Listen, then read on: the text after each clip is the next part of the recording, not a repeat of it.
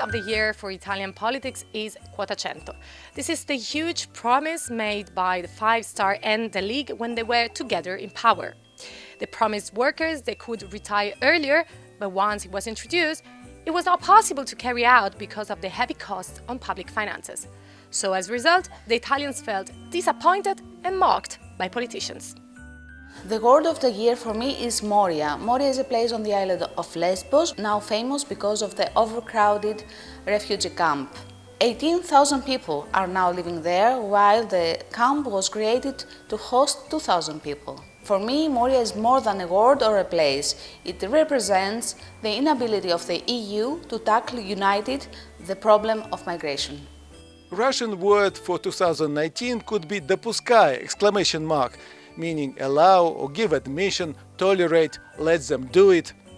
It was a slogan of a protest rally on Sakharov Avenue in Moscow against preventing independent candidates from being elected to City Duma. The word is in present continuous tense, keep allowing.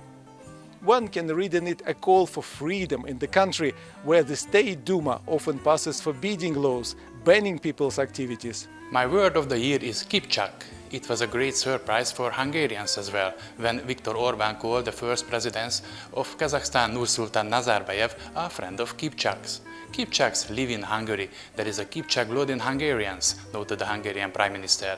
This happened while the EU condemned the Turkish aggression in North Syria and Orbán visited the Turkish Council. Revuelta, which means revolt, because this year many countries of Latin America have been shaken by a wave of protest that do not seem to differentiate ideologies. The word of the year in German, I think, is Klimamarsch. A huge coalition of mostly young environmental activists across Europe and the world really marched through cities big and small to make their voices heard. They called it Fridays for Future, and they were pretty serious about it.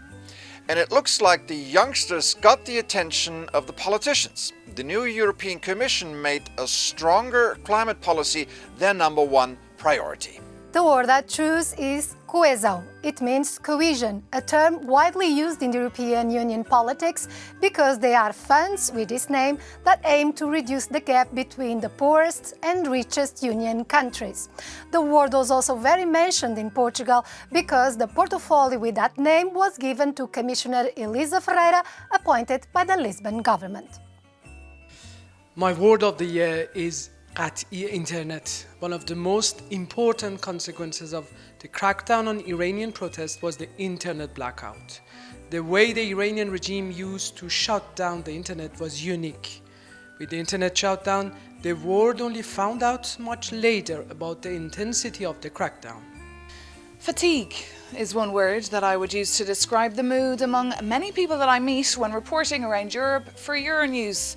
Fed up people are of the fact that Brexit uncertainty is still in the air and will still be until next year. My word of the year would be restauration, meaning to restore. As a French person, it is time to restore Notre-Dame de Paris, which burned down this April.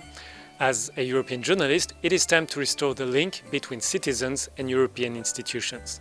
This year, more than 50% of voters went to the polls for European elections to restore the hope in the EU.